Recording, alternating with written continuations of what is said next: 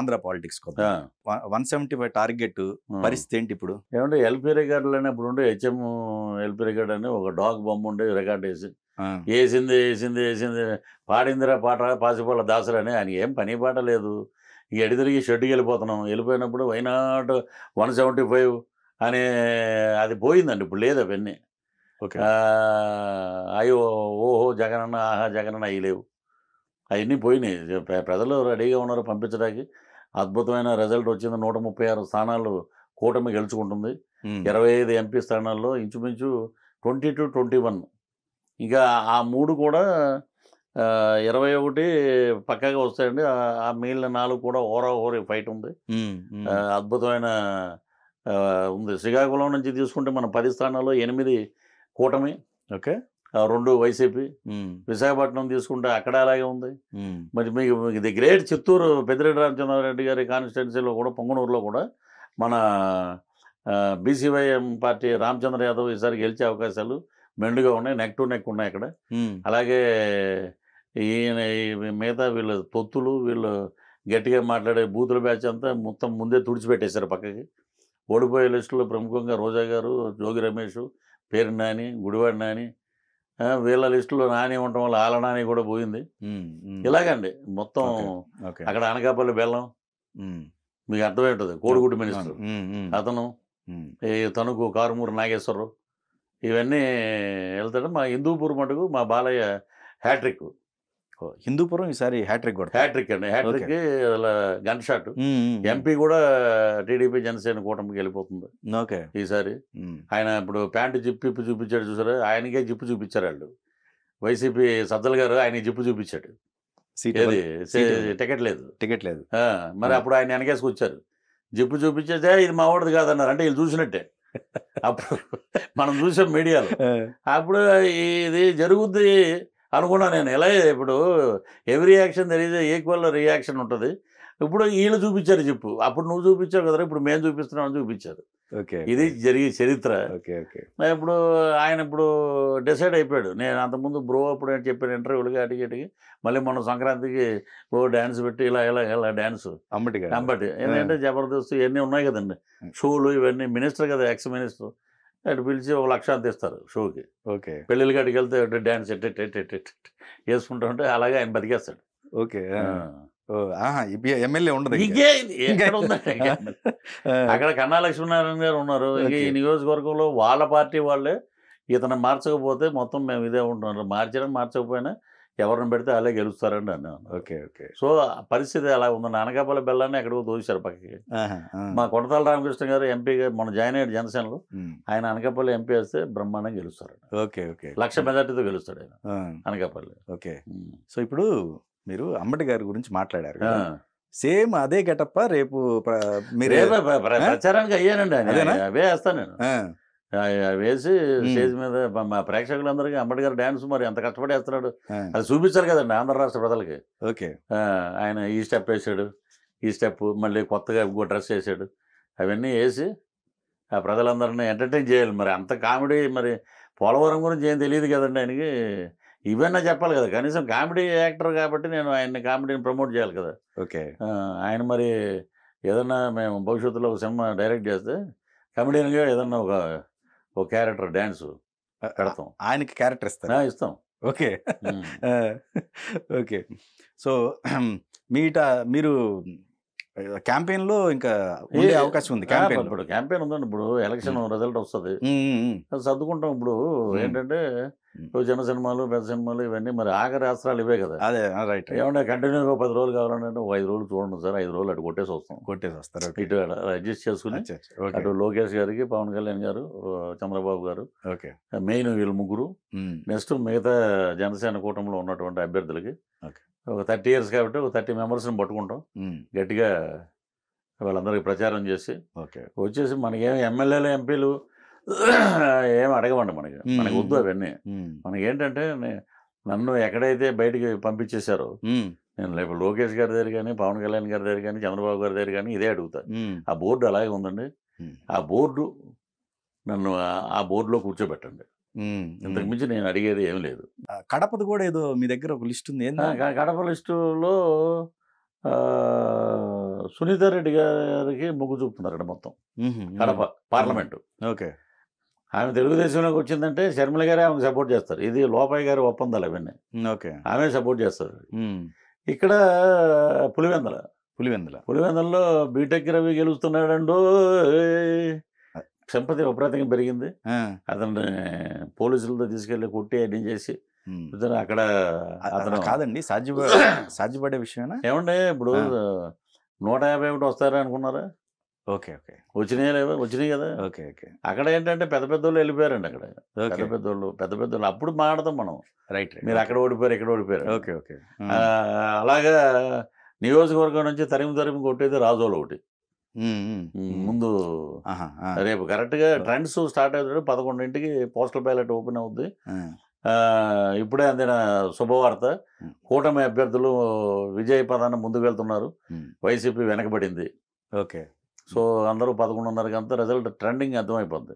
సర్దుకుని బయలుదేరుతారు. ఫ్లైట్లు ఎక్కి వాళ్ళు ఫ్లైట్లు, స్తోమత లేని వాళ్ళకి బై రోడ్డు కారు, అందరూ ఖాళీ చేసి వెళ్ళిపోతారు. రాష్ట్రం బ్రహ్మాండంగా ఇప్పుడు అయోధ్యలో రామ మందిరం ఎంత అద్భుతంగా ఓపెన్ అవుతుందో ముహూర్తం, అలాంటి ముహూర్తం రామరాజ్యం మళ్ళీ వస్తుంది. ఎందుకు వీళ్ళు వెళ్ళిపోవటం? ఎందుకు స్టేట్ వదిలి? వీళ్ళు ఉండరు కదండి. గట్టిగా మాట్లాడారు. బూత్లో ఎవడుంటాడు? అవునా? బూత్లో యూనివర్సిటీ ఆ రోజు స్మాష్ అవుద్ది. యూనివర్సిటీ ఆ యూనివర్సిటీలో ఉండబట్టే కదా వీళ్ళంతా అలా మాట్లాడారు. ఓకే. నేను కరెక్ట్గా గెలవంగానే ₹1,00,000 మందు సామాను అన్నీ అమలాపురంలో ఆల్రెడీ చెప్పున్నాం. అది తీసుకొచ్చి ధూమ్ ధామ్గా కాల్చి మేము కూడా స్వీట్లు పంచి. ఓకే. ఆవిడ ఏదో చెప్పింది కదా, గుడ్ మార్నింగ్ కొత్త భాష అని చెప్పిన టూరిజం మినిస్టర్ అప్పుడు ఎలా అనేది ఎలాగా అది చూపిస్తాం మేము. సో మన నాని గారి పరిస్థితి ఇంకేమిటంటే ఆయన ఏదో మాట్లాడదు. ఆయన ఏమన్నాడు? రజనీకాంత్ అతను ఒక హీరో, ఒక రోజు నడుస్తాడు, 2 రోజులు కూర్చుంటాడు. ఆయన ఒక రోజు నడిస్తే 1000 కోట్లు జైలరు, 2 రోజులు నడిస్తే 2000 కోట్లు. అది the power of super star of India Rajinikanth.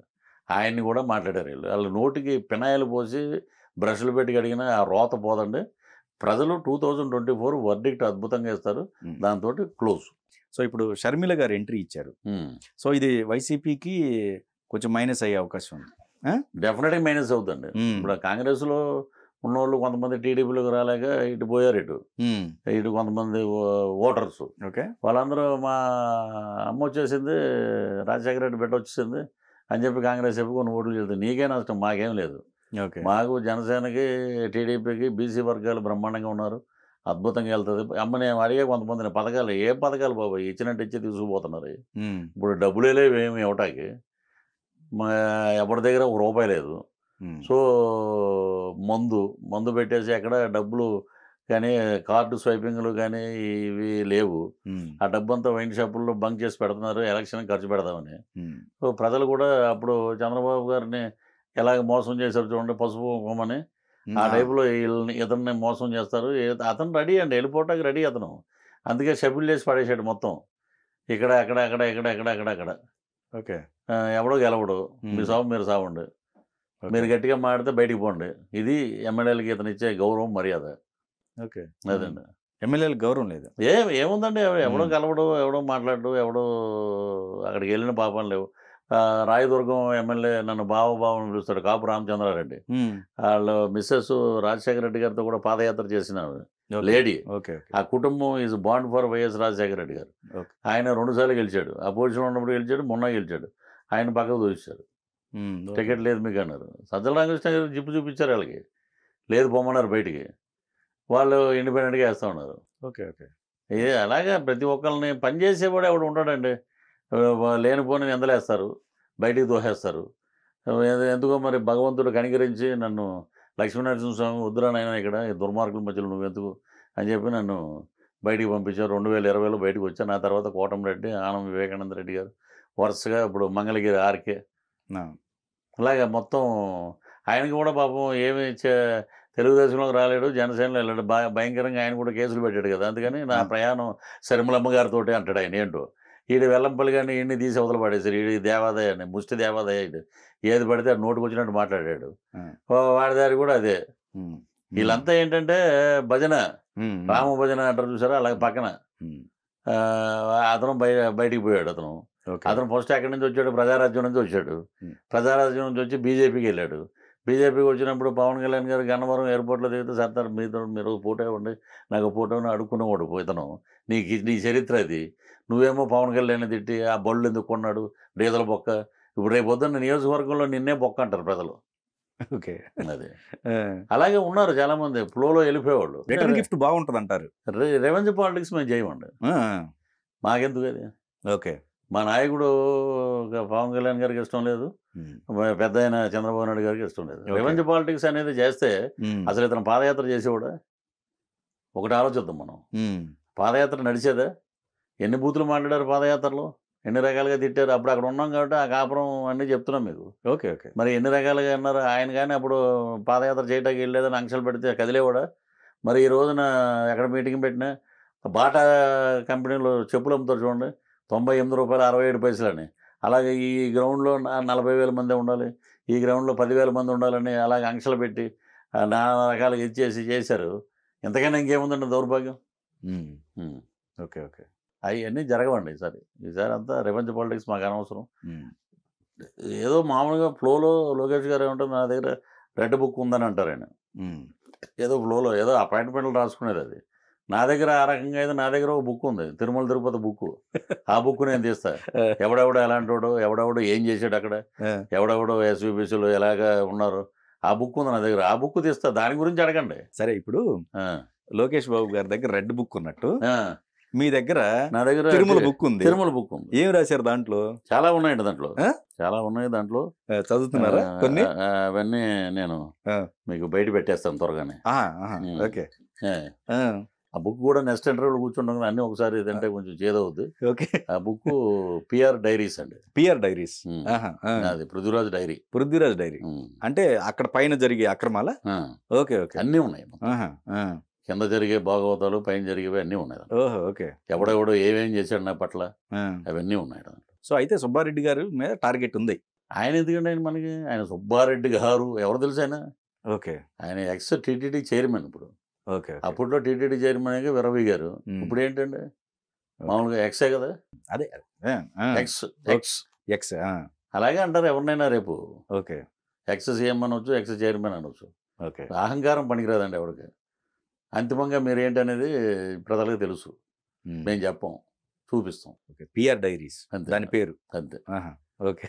Photo ఉంటుంది, డైరీ బ్రౌన్ కలర్, పైన పృథ్వీరాజ్ ఫోటో ఉంటుంది, ఏం జరిగిందని దాంట్లో ఉంటుంది. సో ఈ పొత్తుల విషయంలో అండి, కాపులకి కొంతమందికి పడదు వర్గానికి అనే అప్పుడులో కాపులతో ఒకటే వర్గం, అదే పవన్ కళ్యాణ్ వర్గం. పవన్ కళ్యాణ్ కాపు అనే వాళ్ళందరూ పవన్ కళ్యాణ్తో పాటు ఉన్నారు. ఓకే. ఓకే. మండే సూర్యుడు అంటాడు మా లీడరు. కాపు వర్గాన్ని, కాపు జాతిని ప్రక్షాళన చేసి కాపు జాతిని ఒక ఉన్నతమైన స్థానంలో నిలబెట్టడం కోసమే పవన్ కళ్యాణ్ గారు ఉన్నారు.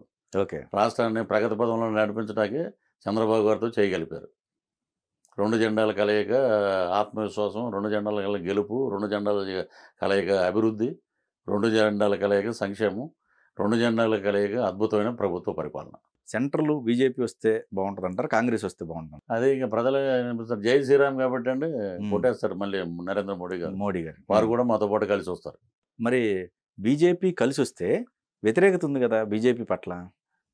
ఇప్పుడు ప్రజలు లాస్ట్కి వచ్చేటప్పటికి ఇప్పుడు వ్యతిరేకత ఏముందంటే మంచి స్వపరిపాలన అవన్నీ జరుగుతున్నాయి. రేపు ఎలక్షన్ రిజల్ట్ మనకి చెప్పుద్ది, parliament election result. Okay. If he wins ఆయన కూడా ఏమో రెవెన్యూ పాలిటిక్స్ ఏమి తీసుకోడు. ఓకే, సౌమ్యంగా జరగాలని కోరుకుందాం. మీ దగ్గర ఒక లిస్ట్ ఉంది కదా? అవునండి. సో నియోజకవర్గాల వైజ్ 19 ఈస్ట్ గోదావరి అండి, 17 కూటమి, జనసేన టీడీపీ కూటమి. ఓకే, ఒక లిస్ట్ చదివారు కదా? అదే అండి, అదే మళ్ళీ మీకు ప్రత్యేకంగా చదువుతాను. ఈ చెప్తున్నాగా నెంబరు 17. ఓకే. 19లో అటు 16 వెస్ట్, 14 అక్కడ టీడీపీ కూటమి. ఓకే. సో అక్కడ 10 శ్రీకాకుళంలో, 8 వైజాగ్ అలాగే ఉందండి. ఇంకా అక్కడి నుంచి ఇలా కిందకు దిగు వస్తే కృష్ణాలో 4 వైసీపీ, మిగతా టీడీపీ జనసేన. గుంటూరు 12 స్థానాలు మావే. చిత్తూరు 10 వచ్చాయి వాళ్ళకి, ఆ 10లో 8 మావి. సరే, కడపలో 10 వచ్చాయి, 10లో 8 మావి, 2 వాళ్ళకి.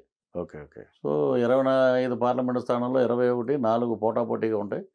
రేపు పొద్దున్న ఎలక్షన్ రిజల్ట్ వచ్చాక వారాహి తెలుగుదేశం రథాలు 2 తిరిగాక మొత్తం స్వీప్ చేసిన ఆశ్చర్యపోకర్లు.